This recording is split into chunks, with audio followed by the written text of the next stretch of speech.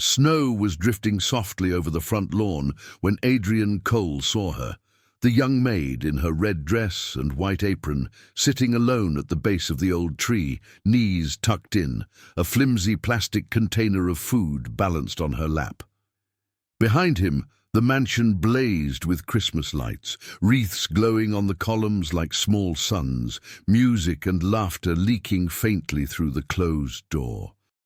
He stood in his dark overcoat, the picture of control, while she shivered in a thin grey sweater, shoulders speckled with melting flakes. Her spoon shook each time it rose to her lips, and tears slipped down her face as if they, too, had been scheduled to work overtime.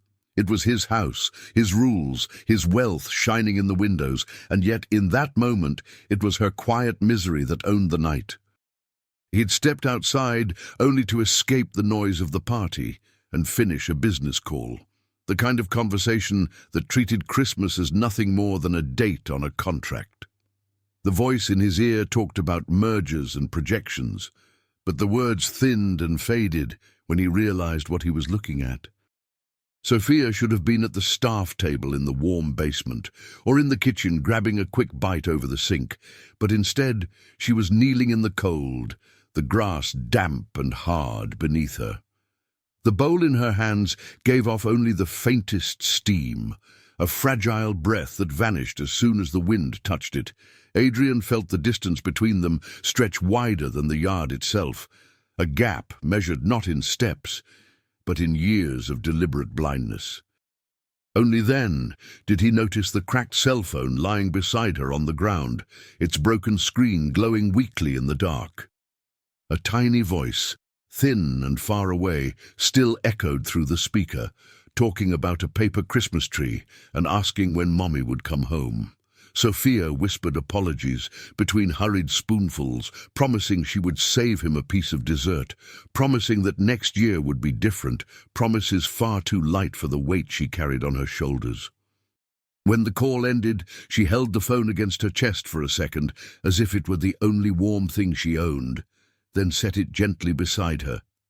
Adrian, his own expensive phone pressed to his ear, suddenly realized he had not heard a single word from the last minute of his investor, and for the first time in years, that fact did not matter. He ended the business call without even saying goodbye, the screen of his immaculate device going dark. At the same instant, hers rested lifeless in the grass. The rule he had written years ago, no staff eating near the house, no uniforms in the garden during events, rose in his mind like a metal plaque bolted to a locked gate. Instinct told him to clear his throat, to remind her of image and boundaries and everything that kept his world in order. But when Sophia lifted a trembling hand to wipe away her tears with the same quick gesture she used to polish his crystal glasses, the reprimand died before it reached his tongue. Something in his chest tightened. Not exactly pity, not exactly shame, but a sharp, unfamiliar discomfort, as if an old, sealed window inside him had just cracked open to the winter air. For a long moment, he simply stood there, a silent figure in a tailored coat, framed by the warm glow of the mansion, while she curled closer to the rough bark of the tree, trying to borrow a little shelter from it. The music from the party floated out again. Piano, laughter, a toast to another prosperous year. And the sound struck him as strangely hollow, like a celebration being held in a house with a secret buried in the yard. He took a step forward, the gravel crunching under his shoes, and Sophia stiffened without looking up, already bracing for the scolding she was sure would come. Adrian drew in a breath, searching for the familiar, distant tone of the employer, but the words that came were softer than he intended, almost uncertain. "Finish your meal," he said quietly, and even he was startled by how different his own voice sounded, as if a stranger had spoken through him, a stranger whose heart had just been woken by a woman eating alone in the cold. For a heartbeat, nothing moved.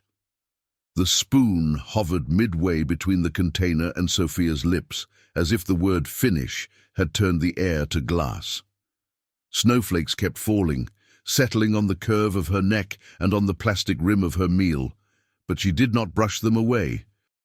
Slowly, almost suspiciously, she lowered the spoon back into the food and swallowed the mouthful she'd been holding, as if waiting for the catch, the condition, the punishment hidden behind his unexpected permission. Adrian stood a few steps away, hands clasped before him, the perfect posture of a man used to being served, unable to remember when he had last given anyone time instead of orders. The distance between them felt suddenly fragile, like ice over deep water. He realized then how quiet the night was. The house, moments ago a steady roar of music and conversation, now sounded muffled, like a party heard from behind a closed door at the wrong address.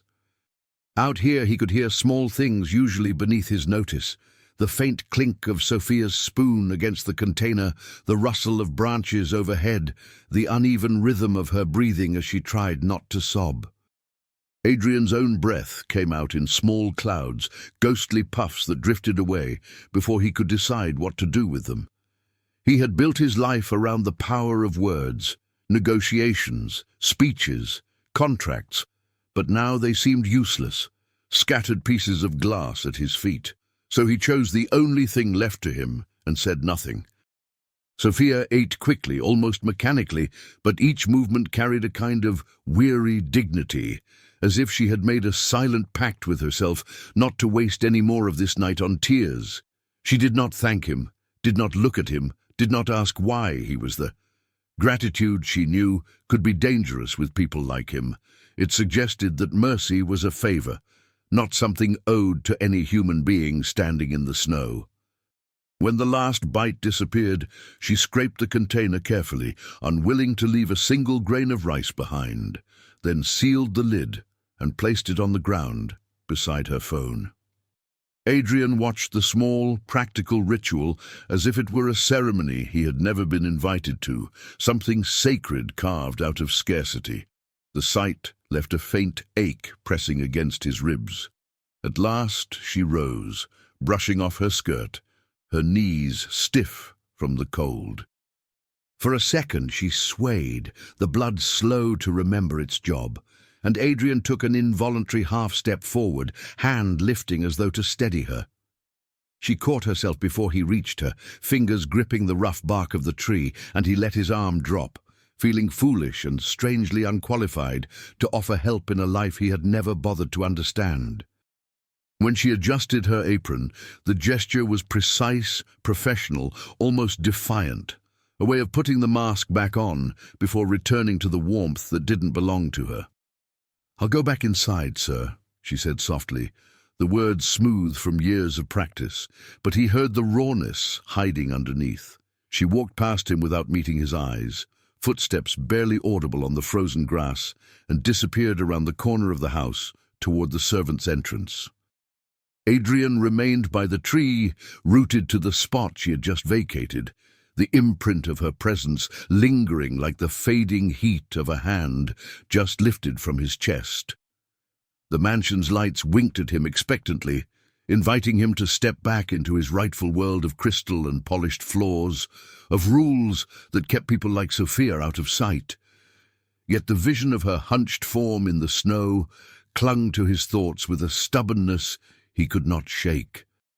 As he finally turned toward the glowing doorway, he felt a splinter of unease slide deeper into his heart, quietly promising that this would not be the last time that cold, silent moment came back to disturb his carefully ordered life. The laughter hit him first when he stepped back inside, the bright, easy kind that came from people who had never worried about running out of bread. Glasses chimed, a waiter passed with a silver tray, and someone clapped him on the shoulder, congratulating him on another unforgettable Christmas. Adrian smiled in the practiced way he had perfected over the years, but his mind was still in the garden, watching a young woman scrape the last grains of rice from a plastic container.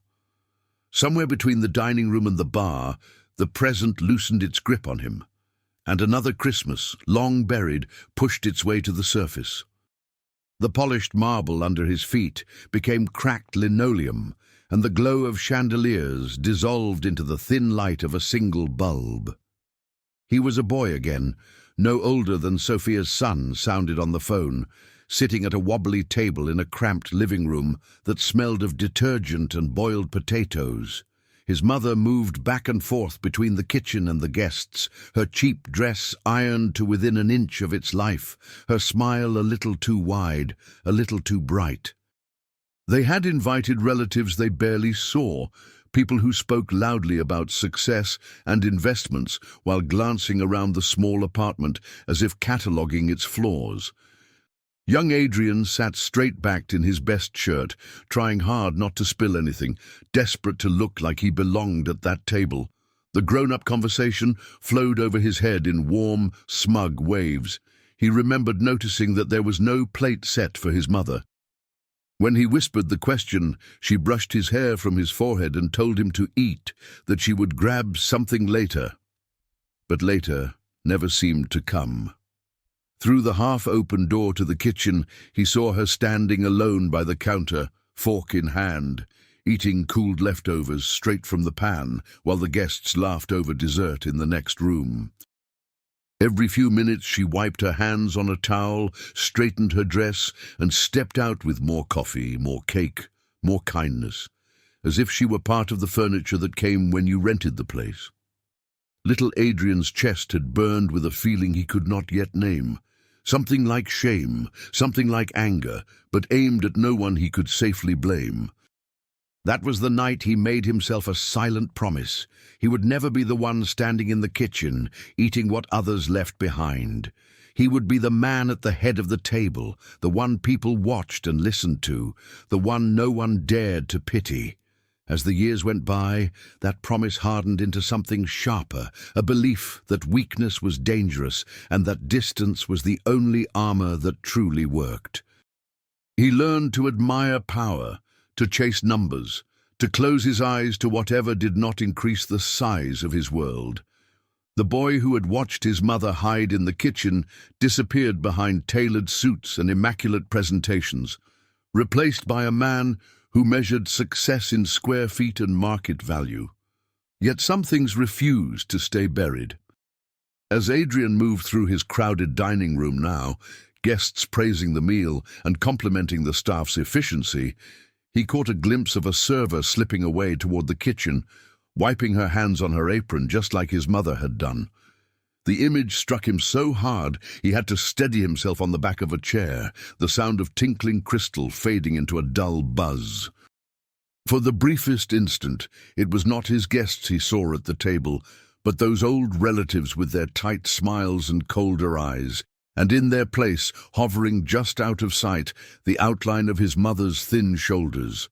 Her voice, long silent, rose unexpectedly in his memory, carrying the words she'd once whispered to him over a sink full of dishes, words he had spent a lifetime outrunning, and that now returned with a clarity sharp enough to cut. The words from his mother's memory followed him like a shadow as the night wore on. Never treat anyone the way they treated me in that kitchen, Adrian.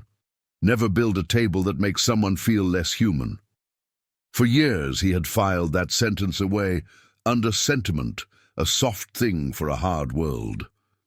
Yet now, every time a server slipped in or out of the dining room, it echoed louder, threading itself between the clatter of cutlery and the hum of polite conversation. Adrian adjusted his cufflinks, nodded at a joke he barely heard, and felt an odd sense of being split in two, the man who ran this house and the boy who had once watched his mother eat alone. Near the fireplace, a group of guests praised the impeccable professionalism of his staff, remarking on how you hardly noticed them at all. The words were meant as a compliment, but they landed in his chest like stones. Invisible, they said, as though that were a virtue. He caught sight of a server waiting by the doorway, hands folded, eyes lowered, body turned just slightly away from the warmth of the flames. It was exactly how he had ordered things. Service smooth as silk, emotions tucked out of sight, humanity neatly folded behind closed doors. The efficiency was his design, the distance his trademark. He remembered the meeting years ago when he drafted the house manual, the one that spelled out where staff could walk, where they could rest, where they could never, under any circumstance, be seen during events. "It keeps the atmosphere refined," he had said then, using words like experience and exclusivity to justify what was, in truth, an old fear of being pulled back toward the kitchen. No staff meals near guest areas, no sitting on garden benches, no lingering in the halls. It was all written in clean, clinical language, so tidy that even he could pretend it was about standards, not about shame. Rules made things easier to defend, feelings did not. Adrian's gaze drifted toward the back of the room just as Sophia stepped in, carrying a tray of empty glasses. Her hair was neatly pinned, her uniform freshly pressed, but he could see the faint redness around her eyes, the pallor that the warm lights could not quite disguise. No one noticed. She moved like a well-trained shadow between the tables, collecting what others had finished, offering what others hadn't yet asked for. For a moment, her eyes lifted and met his across the room. It was only an instant, a flick of recognition, but in it he thought he saw a quiet question, something like, "Do you see me now, or only the work I do?" Before she looked away again. He should have felt satisfied. The evening was going exactly as planned. Guests content, wine flowing, staff efficient and discreet. Yet beneath the polished surface, that earlier image of Sophia in the snow kept tugging at the corners of his mind, refusing to fade, refusing to be filed under acceptable sacrifice. Standing there, surrounded by everything he had spent a lifetime building, Adrian suddenly found himself wondering when, exactly, he had decided that people should vanish to make his world more beautiful, and what, in himself, he was so afraid might appear if he let them stay in the light. The first crack did not come with shouting or slammed doors, it came dressed as a compliment. The following afternoon, the house was quieter. The last of the guests gone, the scent of roasted meat and perfume slowly fading from the air. Adrian was walking down the main corridor, checking messages on his phone, when he heard laughter coming from the sitting room. Two of last night's guests, lingering over coffee they had not been charged for. Their voices floated through the half-open door, careless and amused, wrapping themselves around words not meant for the people who served them. "That little maid, the one in red," a woman's voice said, light and sharp as crystal. "She looks like she walked straight out of a discount store commercial. Those shoes, my God. You'd think working for Adrian Cole she'd at least afford something decent." A man chuckled, low and conspiratorial. "Please, she's lucky to be in that house at all. Some people are born to serve, you know. It's generous he keeps so many of them." The woman hummed in agreement. "True, and they're so well trained. They don't speak unless spoken to. Invisible. Exactly how it should be." There was the soft clink of porcelain, the sound of someone stirring sugar into a cup they had not prepared themselves. Adrian might have kept walking if not for the soft reply that followed. "I'm sorry, ma'am, sir," came Sophia's voice from inside the room, quiet, controlled, the accent they had just mocked colouring every syllable. "I'll take these as soon as you're finished." He stepped closer to the doorway and saw her from the side, tray in hand, shoulders drawn inward just a fraction, eyes fixed firmly on the cups and not on the people behind them. There was no anger on her face, only a kind of practiced neutrality, the expression of someone who had learned that showing hurt only invited more of it. Still, he noticed the way her fingers tightened around the tray, how her jaw clenched for half a second before relaxing again. A childhood memory rose unbidden, his mother carrying a coffee pot into that cramped living room long ago, the guests commenting on her shoes, her hair, her good fortune at having steady work. Back then, he had burned with humiliation on her behalf, vowing never to put himself in such a position. Now he stood comfortably on the side of the ones being served, yet the familiar heat returned, settling under his skin like a slow fever. He could, with a few words, have stopped it. He could have stepped into the doorway, smiled politely, and said something cutting enough to make the guests blush, something kind enough to let Sophia know he had heard. The possibility hung there between breaths, bright and sharp and entirely within his reach. He did nothing. The old habits were stronger than the flash of conscience. Silence was the easier currency, one he had spent freely for years.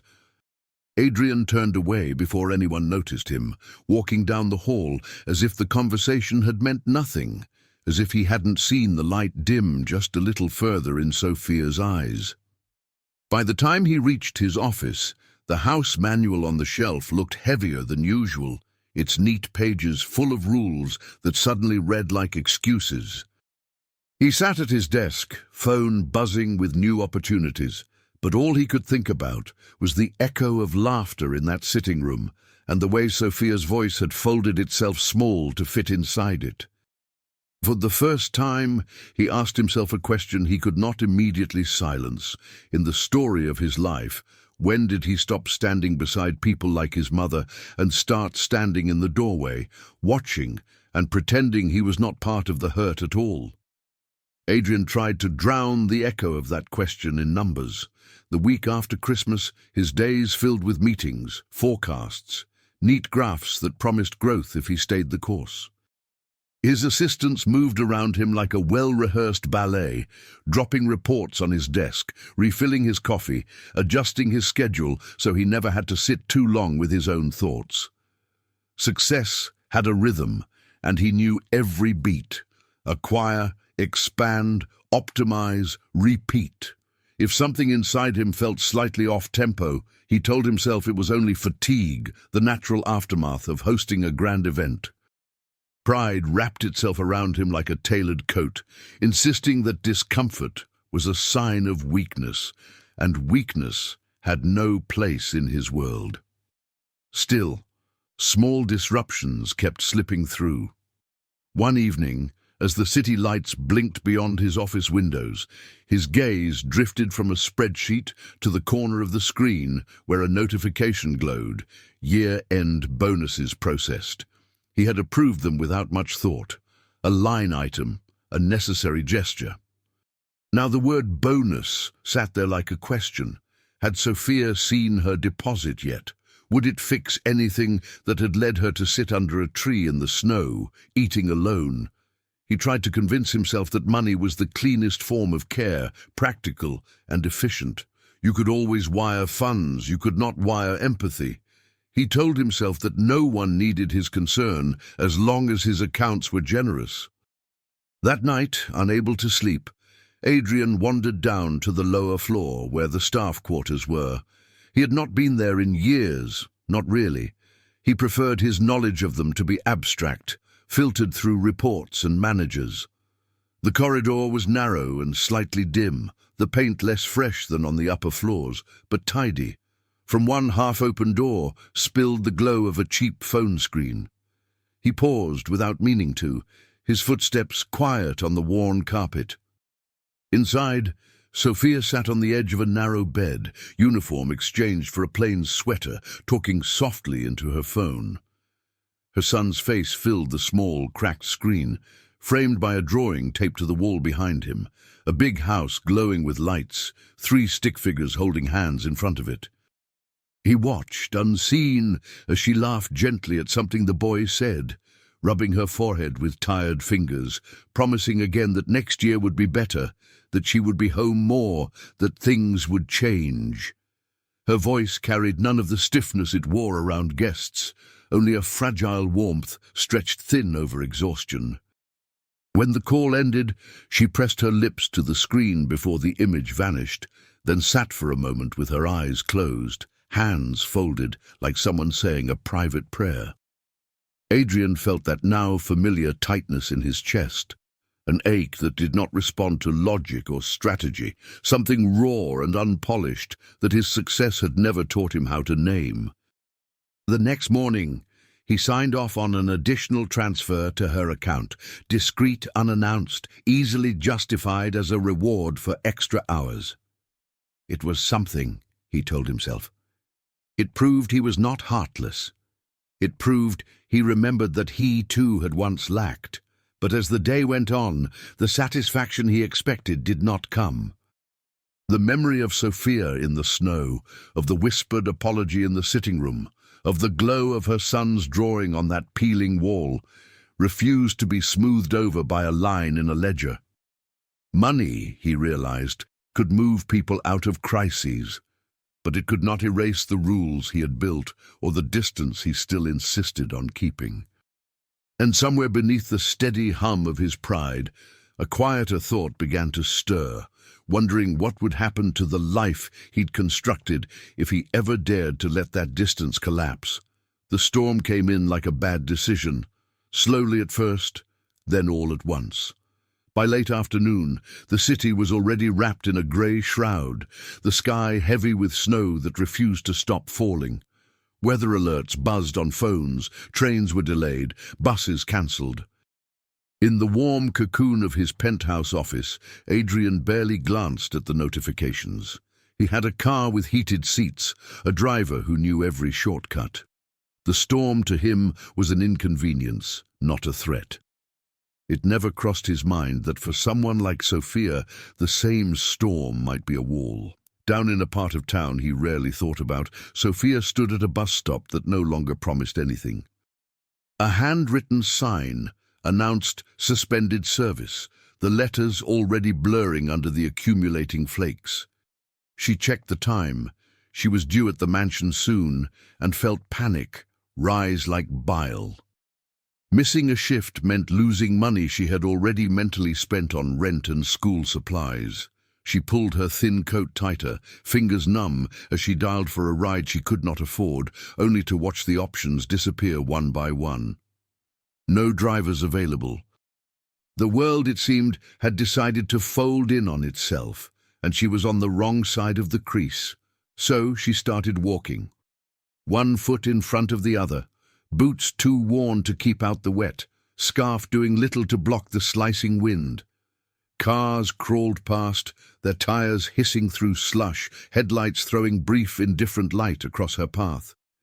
She kept her head down, counting intersections in her mind, promising herself she would rest at the next corner, then the next. The city she cleaned for others every day now loomed over her, distant and uncaring. Somewhere in her pocket, her son's last message waited unread, a voice note she didn't dare play because she knew it would make her stop, and stopping felt dangerously close to giving up. Adrian's car moved slowly through the storm, wipers beating a steady rhythm against the windshield. He sat in the back seat, scrolling through emails, occasionally glancing up at the whiteout swallowing the city. "Visibility's bad, sir," his driver said. "We may be a bit late." Adrian nodded, only half listening, mind already skipping ahead to the comfort of home, to a hot drink waiting by the fireplace. Then, as they turned onto a barely lit avenue, the driver braked suddenly, tires sliding just enough to make Adrian's hand grip the door. "What is it?" he asked, irritation ready on his tongue, until he saw the outline on the side of the road.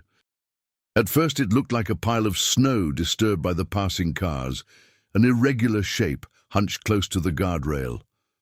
But as the headlights washed over it, the shape resolved into a person. A woman in a thin coat, hair plastered to her face, legs unsteady as she tried to keep moving. The driver lowered the window a crack, squinting through the swirling flakes. "Is that Miss Sophia?" he murmured, disbelief and worry tangled in his voice. In the harsh beam of the headlights, Adrian saw her clearly for the first time outside the world he controlled, shivering, soaked, fighting not to fall. He barely had time to process the shock before her knees buckled completely. Her body crumpled forward into the snow, disappearing for a heartbeat under the storm's relentless white, as Adrian threw his door open and stepped out into the freezing night, his own name the only sound in his head, followed suddenly by hers. Cold slapped his face the moment he stepped out, but Adrian barely felt it. Snow swallowed his shoes as he stumbled toward the motionless figure by the roadside, his breath burning in his lungs. "Sophia!" The name tore out of him, sharp and raw, surprising even his own ears. She didn't respond. Her lashes were crusted with ice, lips tinged an ominous blue, hands curled uselessly near her chest, as if still clutching a tray that wasn't there. He dropped to his knees beside her, heedless of the snow seeping into his expensive coat, and for the first time in a very long while, his wealth offered him absolutely nothing. The driver was already at his side, shouting something about calling an ambulance, but Adrian's mind leapt past protocols. "No time," he snapped, his voice trembling. "Help me get her in the car."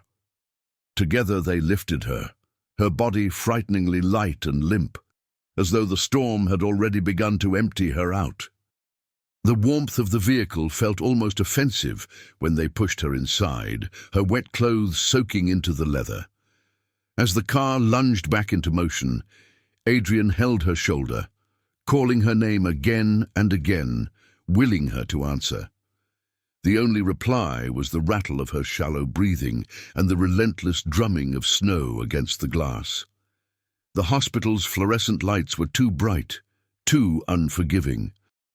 They laid her on a stretcher that appeared out of nowhere. Voices overlapped, nurses, questions, fragments of urgency. Exposure, hypothermia, how long in the cold? Someone tried to pull Adrian back, but his hand still clung to the edge of the gurney until a doctor looked him straight in the eye. "Sir, you need to let us work." The word "sir" cut through him like ice. He released his grip and watched as Sophia vanished behind swinging doors, leaving him suddenly painfully alone in a corridor that smelled of antiseptic and fear. Time lost its shape in the waiting room. Adrian sat on a hard plastic chair that refused to acknowledge who he was in the outside world, his coat now hanging uselessly over his knees.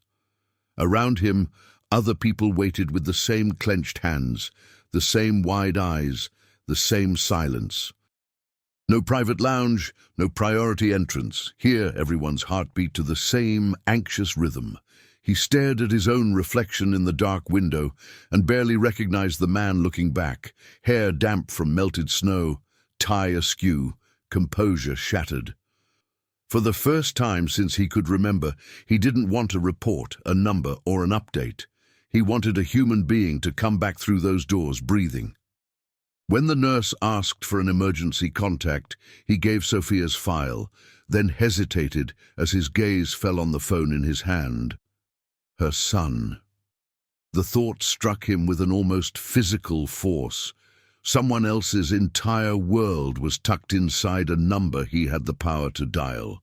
His thumb hovered over the digits for a long moment as questions he had never let himself ask crowded his mind.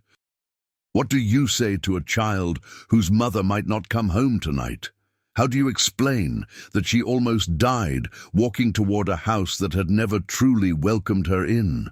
With the hospital's fluorescent hum filling his ears, Adrian took a slow breath and pressed call, feeling the weight of a conversation that would change more than one life waiting on the other end of the line. The call connected on the third ring, and a small, sleepy voice answered, cautious and polite. "Hello?"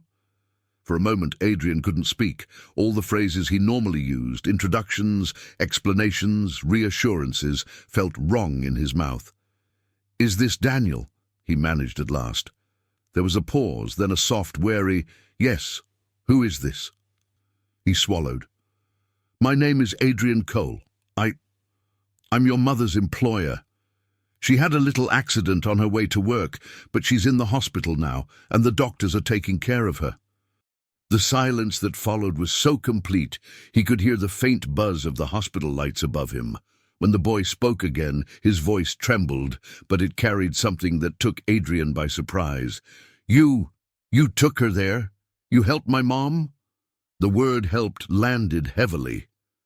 "Yes," Adrian said, forcing his voice steady. We found her in the snow and brought her here right away. She's being treated, and I'm staying with her until she wakes up." Another pause, then a barely audible sigh of relief crossed the line. "Thank you, sir. My mom always says you're a good boss. She says we should thank God you gave her a job." Adrian's throat tightened. He thought of Sophia eating in the cold, her tears hidden from his world, and wondered what stories she had told her son to make him feel safe. He promised Daniel he would call again as soon as there was news, and gently urged him to try to sleep, though he knew the boy would lie awake listening for every sound in the small apartment. When the call ended, Adrian stared at the darkened screen, feeling as if he had just stepped into a life that existed parallel to his, invisible until now, but no less real. Behind the swinging doors, machines beeped in quiet patterns. Footsteps echoed, voices murmured words he couldn't quite catch. The waiting room felt suddenly too small for the questions pressing in on him. Questions about how much pain could be hidden behind paychecks and polite yes sirs, and how long he had been living on top of a world he refused to truly see. Hours bled into one another. At some point, exhaustion dragged his head back against the wall, and he drifted into a shallow, restless doze, still sitting upright in the plastic chair. He dreamed of tables, long, gleaming ones in grand dining rooms, and a tiny chipped one in a kitchen where his mother stood alone, until a nurse's gentle touch on his shoulder pulled him awake. "Mr. Cole," she said softly. "She's stable. You can see her for a few minutes." Relief crashed through him so suddenly that he had to take a second just to breathe. He followed the nurse down the corridor, every step echoing like a vow he hadn't quite formed yet. Sophia lay in a narrow bed, a thin blanket drawn up to her chest, the harsh lines of fear smoothed from her face by sleep and medication.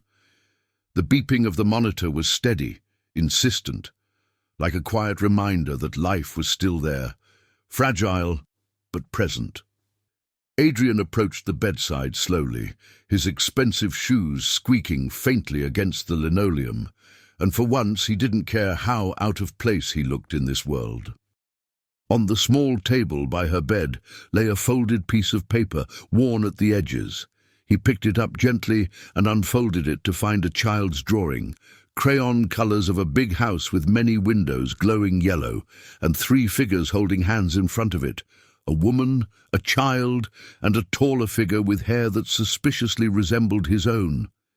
He stared at the drawing until his vision blurred, the simple lines telling a story more honest than any annual report he had ever signed. In this small picture, he was not the distant man at the top of the stairs or the name on a contract. He was someone standing on the ground, within reach, part of a family tableau a child dared to imagine. Carefully, almost reverently, Adrian folded the paper again and slipped it back onto the table, as if returning a fragile hope to its rightful place. As he sank into the chair beside Sophia's bed, listening to the quiet rhythm of her breathing and the soft hum of the machines, he realized that something had shifted inside him. Not with the force of a storm this time, but like the first pale beam of morning sliding through a crack in heavy curtains, hinting that when the sun fully rose, it might reveal a world he could never go back to seeing the same way again. Sophia woke to the soft scrape of a chair and the unfamiliar sight of Adrian Cole dozing upright beside her bed, his tie loosened, his hair slightly out of place. For a moment she thought she was still dreaming. The idea of her employer slumped in a plastic chair did not fit any world she knew. Then the steady hospital beeping brought everything back, the snow, the walk, the darkness rushing up to meet her. She shifted slightly, and his eyes opened at once, sharper than she expected, as if he'd been awake the whole time. "You scared us," he said quietly, and there was no hint of reprimand in his voice, only a weariness that matched her own. They told her she could leave by evening if she promised to rest and keep warm, instructions that sounded almost absurdly simple compared to the weight of her worries. Sophia tried to argue that she could take the bus, that a friend could pick her up, that she didn't want to trouble anyone.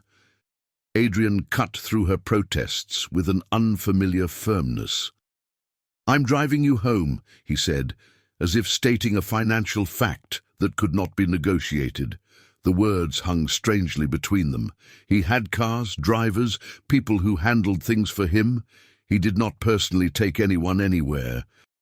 Yet now he held her discharge papers in his hand, like a responsibility he could not delegate. Outside, the storm had calmed, leaving the city glazed in dull, dirty ice. The hospital's automatic doors sighed open, and the cold nipped at Sophia's cheeks as she leaned on Adrian's arm for balance. He felt the smallness of her frame, the unsteadiness in her steps, and a flicker of anger flared in him, not at her, but at a world in which someone could nearly die trying to show up for work. The car waited at the curb, its interior warm and faintly scented with leather. As she settled into the back seat, carefully clutching her thin coat closed, Sophia glanced around as if she had stepped into a different planet, one where nothing chipped or peeled or frayed at the edges. The drive was quiet at first. Streetlights passed in slow succession, casting stripes of gold across her pale face. Adrian cleared his throat, searching for a place to begin. "Daniel was very brave on the phone," he said finally. "He wanted to thank me for helping you. He thinks very highly of you." A faint, tired smile touched her lips. "He's all I have," she whispered. I couldn't lose this job." The confession came out raw, as if torn from a place she usually kept locked. He wanted to tell her she wouldn't, that everything would be fine, but the words felt too thin for the depth of what she had risked. Instead, he simply nodded, as if sealing a promise he would have to work out how to keep. When the car turned into her neighborhood, the city changed. The pavement grew rougher, the buildings closer together, windows patched with cardboard and tape. Adrian saw laundry hanging on balconies, despite the cold, Christmas decorations made of paper and string taped to doors. The driver stopped in front of a narrow building with cracked steps and a metal gate missing some bars. Sophia's hand hesitated on the door handle, embarrassment flickering across her features. "It's small," she said quietly, as though apologizing. Adrian stepped out first and looked up at the faded facade, at the hand-drawn star taped crookedly to a nearby door. For the first time, he felt something other than distance when he crossed a threshold that wasn't his own. It felt, unmistakably, like standing on the edge of a choice that would change more than just the rest of this night. The stairwell smelled faintly of boiled rice and laundry soap, the kind of scent no air freshener could ever quite erase. Sophia climbed slowly, one hand on the chipped railing, and Adrian followed a step behind, feeling absurdly large in the narrow space. A neighbor's door stood half open, a child's laughter echoing from inside, and taped to it was a paper star colored in crayon, its yellow edges curling away from the wood. His world measured holidays in caterers and florists. Here, Christmas clung bravely to cheap tape and hope. At the top of the stairs, she paused before a door with peeling paint and a worn mat that still managed to say, "Welcome." The letters almost rubbed away. "Thank you for bringing me," she murmured, fishing for her keys. "You don't have to come in." But her hand shook just enough that he pretended not to notice, waiting until the lock turned and the door swung open. The apartment was small, one room flowing into the next with no real borders, but it was tidy, every object placed with care. A narrow couch, a second-hand TV, a tiny kitchen where 2 pots gleamed from constant scrubbing.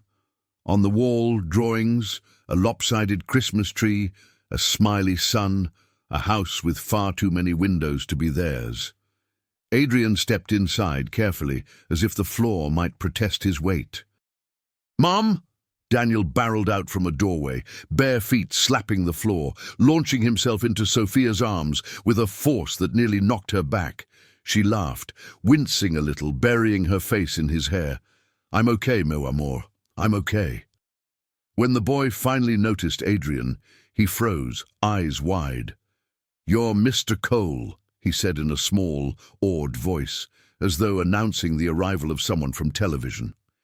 Adrian felt something inside him soften, unexpected, unfamiliar. "Just Adrian is fine," he replied, but it sounded strange to his own ears, like trying on a coat that wasn't his yet. Daniel stood a little closer to his mother, studying him with quiet curiosity.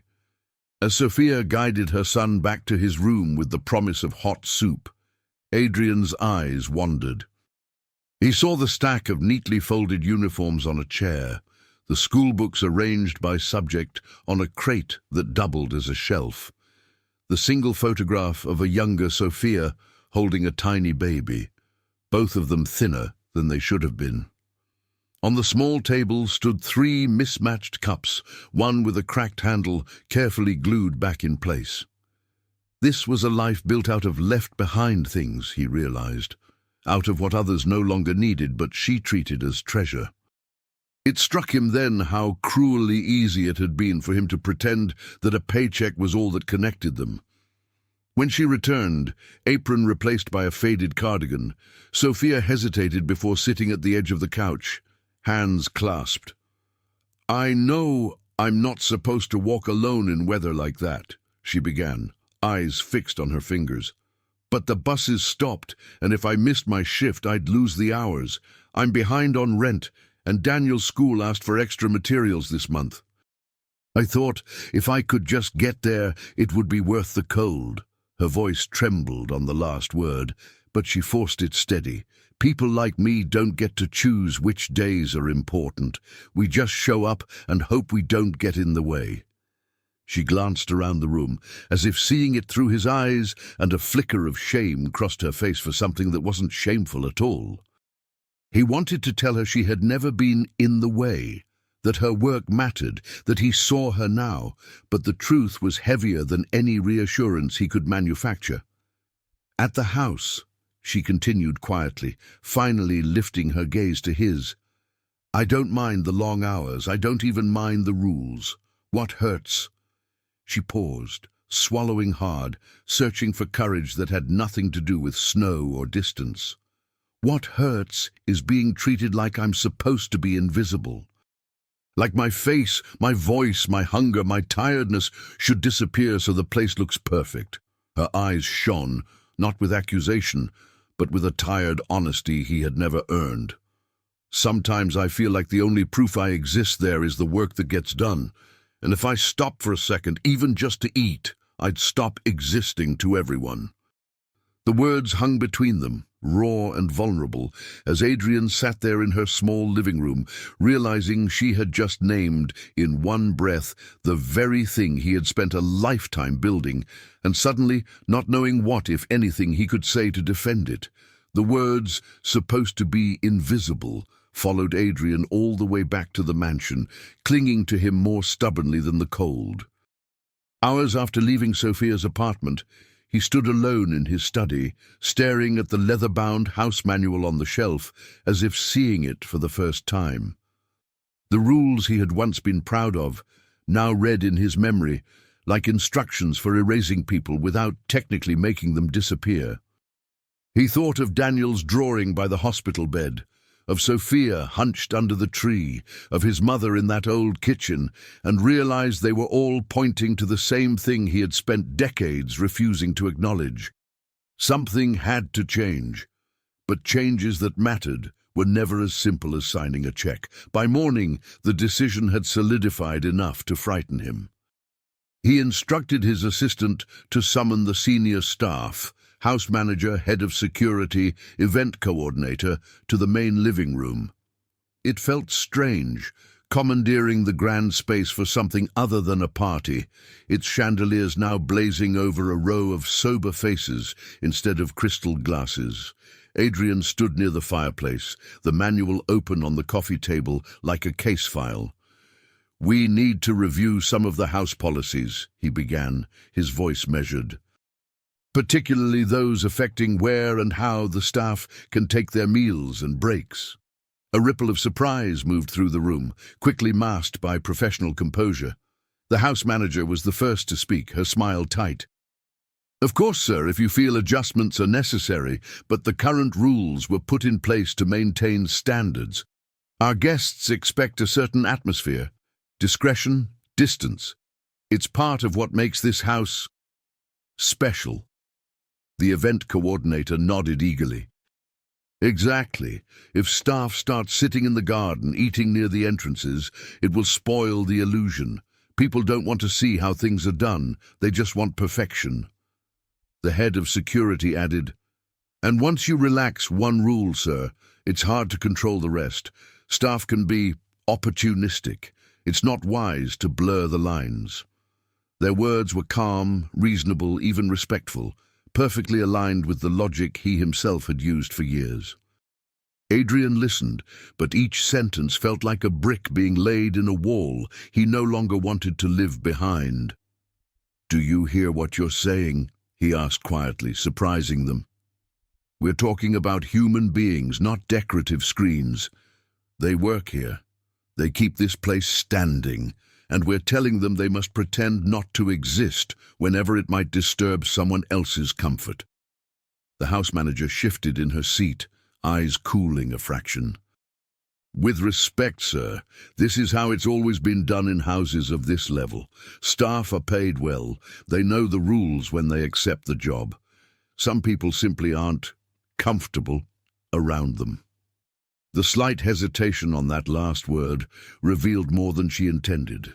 It wasn't about comfort, it was about hierarchy, about who deserved to be seen. He dismissed them earlier than they expected, the meeting dissolving into uneasy murmurs as they left the room one by one. When the door finally closed, Adrian found himself alone beneath the watchful eyes of the portraits lining the walls. Men and women in oil paint, all bearing some version of his features, all draped in the symbols of their time's power. For years he had looked at them with pride, imagining his own picture joining theirs someday, another coal in a long line of success. Now, standing in the echo of Sophia's voice and his staff's polite prejudice, he wondered what story his portrait would tell if he placed it there tomorrow. Another man who chose perfection over people, or the first one in that gilded room who dared to break his own rules and live with what came after. The decision finally came not as a thunderclap, but as a quiet sentence he could no longer ignore. "This is my house. I am the one who decides what kind of life it shelters." The next day, instead of a catered event, the grand dining room was prepared for a different kind of gathering. Chairs were lined up in rows, not for wealthy guests, but for the people who usually slipped between tables unseen. Housekeepers, gardeners, drivers, cooks, servers, faces he had passed 1,000 times without really looking, filled the room with a nervous, murmuring energy. Adrian stood at the head of the long table, heart pounding, the manual closed in front of him like the coffin of an old life. He had asked Sophia to stand near him, an invitation that clearly unsettled her. She hovered a little to the side, uniform pressed, hands clasped, as if ready to be sent back to the kitchen at any moment. Daniel's drawing, now carefully protected in a folder, rested in Adrian's inner pocket like a talisman. When the last of the staff found their seats, the room fell into a tentative silence. These were people trained to listen for orders, not speeches directed at them. Adrian cleared his throat, suddenly aware of how much easier it had always been to talk about markets and mergers than about what he was about to say now. "I've spent most of my life believing that perfection required distance," he began, his voice echoing softly off the high ceilings. "That to keep things running smoothly, some of us had to be seen and others had to disappear into the background. I wrote rules to protect that idea. Rules that told you where you could walk, where you could sit, where you were allowed to exist in this house." He paused, letting the weight of those words settle. "But the truth is, those rules did not just protect my guests. They protected me, from seeing the cost of my comfort, from seeing you." A flicker moved through the crowd, eyes meeting, shoulders shifting, a collective intake of breath. He turned his head slightly toward Sophia, not missing the way she straightened, surprised to find herself at the center of anything in this room. "Recently," he continued, "something happened that I cannot ignore. One of you nearly died trying to get here to work. And in that cold, on that road, I realized that the way this house treats you does not match the kind of man I want to be, or the kind of legacy I can live with." His gaze swept the room, catching glimpses of skepticism, confusion, and a few guarded sparks of hope. "So today I'm not asking for more from you, I'm promising more to you." He laid out the changes slowly, clearly, as if reading vows. Higher wages, predictable schedules, real days off that would be honored. A renovated break room with windows and comfortable chairs, not a cramped corner no one wanted to see, and then the rule that made the room go utterly still. "From this day on, no one who works in this house will eat alone in the cold.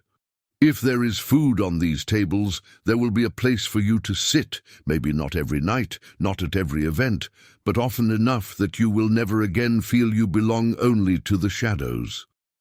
A soft sound rose, part shock, part disbelief, part something like a sob hastily swallowed back. When he finally stopped speaking, the silence that followed was different from the stiff quiet he had known all these years. It was full, trembling, on the verge of something new. A few people clapped hesitantly as if afraid the sound might wake him from a dream and make him retract every word. Then the applause grew, small pockets of it joining, until it filled the room in an uneven but sincere wave. Adrian felt his throat tighten as he glanced at Sophia. Her eyes were wet, but not with the tears she had hidden under falling snow. These were bright, with something far more dangerous and precious, cautious belief. Yet even as she joined the others in clapping, a question hovered in her gaze, unspoken but unmistakable. Could a man who had built such high walls truly keep them down when the applause faded and the real test of his change began? The next Christmas did not arrive all at once. It crept in slowly, through small changes that settled into the house like new furniture. The break room was painted in warm colors, with soft chairs that invited lingering instead of hiding. The old staff corridors were brightened, the schedules pinned to the wall with clear, fair rotations. Bit by bit, laughter began to appear in places where silence had once been the safest option. Adrian watched it all with a cautious awe, as if he were witnessing a garden growing where he had always assumed the soil was dead. When December finally wrapped the city again in lights and cold, the mansion transformed, but not in the way it used to. This time, the guest list was longer and stranger. Wealthy friends, business partners, staff members, their spouses, their children. The decorators had been told to make the house beautiful, yes, but not immaculate. There would be fingerprints on the glass tonight, small shoes in the halls, voices that did not know how to whisper around crystal. The long dining tables were extended almost from one end of the room to the other. Mismatched chairs squeezed in, place cards bearing names that had never appeared in this room before. It looked less like a showcase and more like a family, though no one dared to name it that aloud. Sophia stood near the entrance, wearing a simple dress instead of a uniform, her hair loose around her shoulders. She kept smoothing the fabric nervously, unused to crossing the threshold as a guest, not as a shadow. Daniel clung to her hand at first, eyes wide at the sight of chandeliers and towering centerpieces, until the cook's grandchildren dragged him away to show him the tree. Adrian watched the boy race down the hall, his laughter echoing off the marble, and felt something inside his chest loosen. A knot he hadn't known was still there. He caught Sophia's eye and nodded toward the table. "You have a seat," he said. "Don't let anyone steal it." She smiled, small and disbelieving, but she went. Dinner was not perfect. A toddler knocked over a glass, and the wine bled into the tablecloth like a red blossom. Someone's child burst into tears when the music got too loud. One of the guests from Adrian's old world looked slightly horrified when a gardener's wife asked her about her dress, as if they were equals. Yet the imperfections stitched the night together in a way his previous, polished parties never had. Conversation crisscrossed the table like lights strung between houses. Stories of long shifts, old memories, shared recipes, school grades announced with shy pride. At one end, Daniel compared his new drawing of the mansion with the one from last year, pointing out that this time there were many more little figures around the house, and all of them had faces. Later, as dessert plates were pushed aside and someone started a hesitant carol near the fireplace, Adrian stepped back to take it all in. The same room that had once made him proud for its symmetry and shine now moved him for a different reason entirely. Every chair was filled, every face lit not just by chandeliers, but by the simple joy of being allowed to exist fully in the same space. He was still absorbing the sight when a man in a dark suit approached him, a guest he barely knew, invited by one of his partners. "Mr. Cole," the stranger said, nodding toward the crowded tables, "I've never seen a house like this on Christmas. Have you ever thought about doing something like this out there?" He gestured past the windows toward the city. "Because if you have, I might know a way to help you make it much bigger than this living room." Uday, the words hung in the air, shimmering with possibility, as Adrian looked from the man's outstretched hand to the people at his table and felt the shape of his future tremble on the brink of a choice. The photograph that finally found its place in Adrian's hallway was not taken in the mansion he had spent his life building, but in a modest community center with scuffed floors and walls painted in hopeful colors. In it, he stood behind a long table wearing a simple apron, ladling hot soup into plastic bowls while a line of people waited. Children with sleepy eyes, mothers clutching their coats tighter, elderly men who looked as if they had been cold for years. Beside him, Sophia laughed at something Daniel said as he carefully carried 2 bowls at a time, his shoulders a little broader, his steps a little more confident. No chandeliers glittered overhead, yet the room glowed with something warmer than crystal, the quiet light of people being seen. The foundation had started with a single conversation at that first new Christmas feast, but it grew faster than Adrian ever expected once he decided that his money would no longer be just a wall, but a bridge.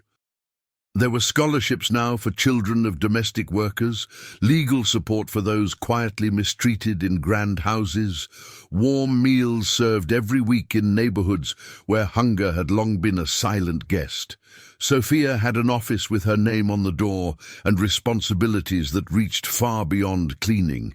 She coordinated programs, met with social workers, and listened to stories that sounded uncomfortably like the one she had almost not survived. Each time she sat across from someone who felt invisible, she knew exactly how to speak to the part of them that still believed they didn't deserve a place at any table. Life in the mansion changed too, though not in the way Adrian once feared. The staff walked a little differently, as if the floor beneath them finally recognized their weight. There were photos on the walls of staff celebrations, not just gala nights, birthdays with homemade cakes, a retirement party where a gardener of 30 years received a standing ovation in the same room that had once held only the applause of rich strangers. Some of Adrian's old acquaintances drifted away, uncomfortable with the new atmosphere. Others stayed, and something softened in them as well, their conversations slowly shifting from stock prices to questions like, "What else can we do?" The house no longer felt like a fortress. It felt in its best moments like a starting point. On a quiet December evening, long after the last event of the year, Adrian stepped out into the garden alone. The old tree where he had once found Sophia sat quietly under a dusting of snow, its branches bare but steady. He walked to the spot where she had knelt with her plastic container, remembering the way her spoon had shaken, the way his own voice had sounded when he told her to finish her meal. That moment, he knew now, had been the line between the man he used to be and the man he was still learning to become, too. He thought of his mother in her small kitchen, of the words she had whispered about never building a table that made someone feel less human, and he realized with a deep, grateful ache that at last he was keeping her promise. As he turned back toward the house, warm light spilling from the windows, Adrian understood that this story was not about a billionaire saving a maid. It was about a man finally allowing his own heart to wake up, and then choosing day after day not to let it fall back asleep. Somewhere in the city tonight, someone was still eating alone in the cold, but now there were more doors opening, more tables being set, more people like Sophia, standing up not as shadows, but as voices. And if this story touched your heart, take a moment to leave a comment, subscribe to the channel, and tap the video on the end screen to watch another story of kindness and redemption, because sometimes all it takes is one more story to awaken another heart.